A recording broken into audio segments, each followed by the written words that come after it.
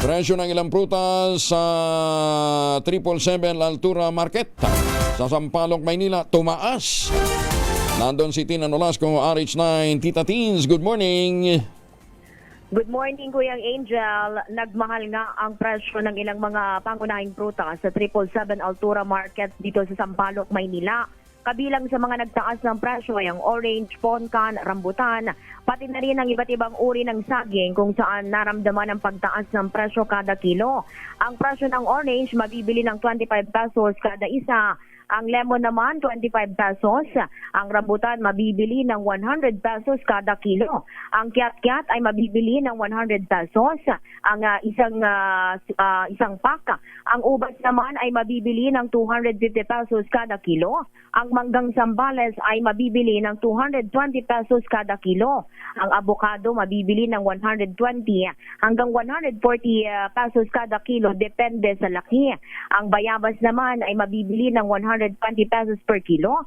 Ang saging na latundan, mabibili ng 90 pesos per kilo.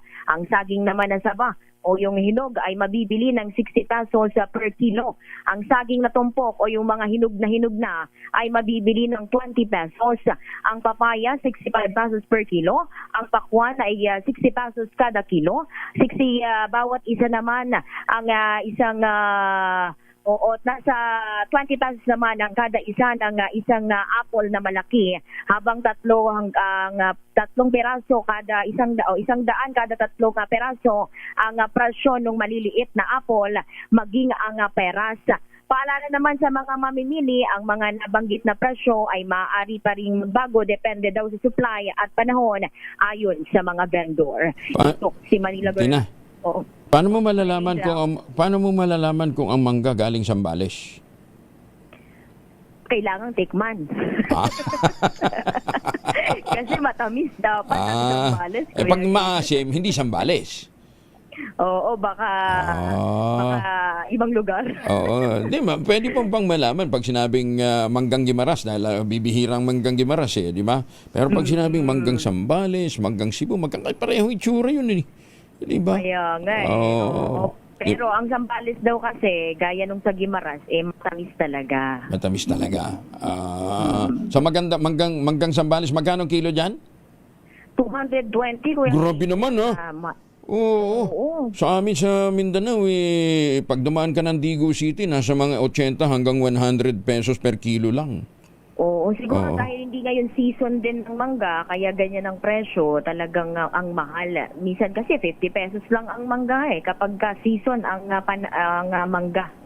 Kahapon Timpopo Festival, Eat All You Can sa Ginapawan City.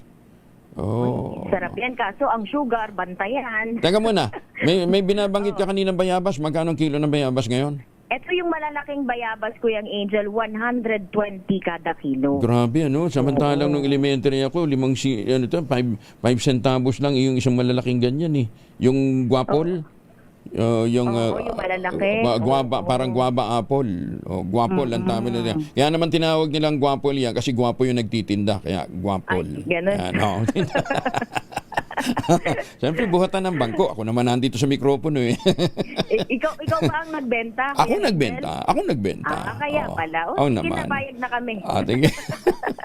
Sige, paalam ka na. Ay, walang kamote dyan, Walang kamote. Japanese kamote? Wala. Wala, pero sa Binondo, yan ang usong-uso, Kuyang Angel. Mahal Iba-ibang klase ng kamote. Yun ang dapat na itinatanim natin dito, yung mga mamahal, yung mga